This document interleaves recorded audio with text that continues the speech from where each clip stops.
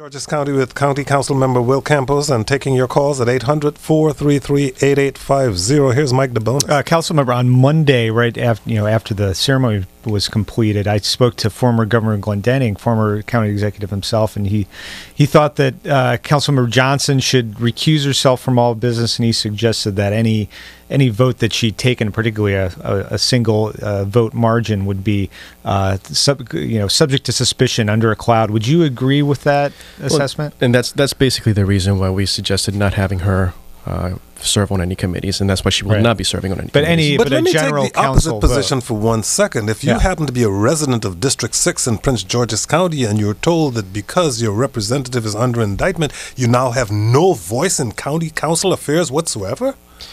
That's one of the things. There's a couple of things that we could have done also. Legally, we could also taken her staff and as well as her budget from her so that she essentially was a one-person island.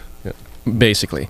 And we didn't want to do that because of the same reason that you just brought up. Because we don't want the District 6 constituents to have no representation, to have no constituent services or anything along those lines.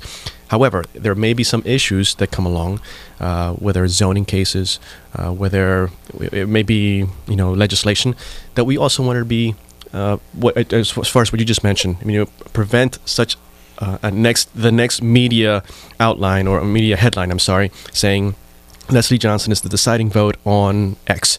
And, then what's going to come from that? This all the different things, the allegations are going to come back on, and this is the person that's under investigation. We didn't want to do anything. We didn't want to have anything like that happen to us in Prince George's County, so that's why we kept her from doing that. Yeah. And yes, I do agree with what Mr. Glendenning said. Yeah, it should be noted that close votes like that are fairly uncommon in county council votes. There's a lot of 9-0 votes in my experience, but that may or may not be fair. I'm sorry.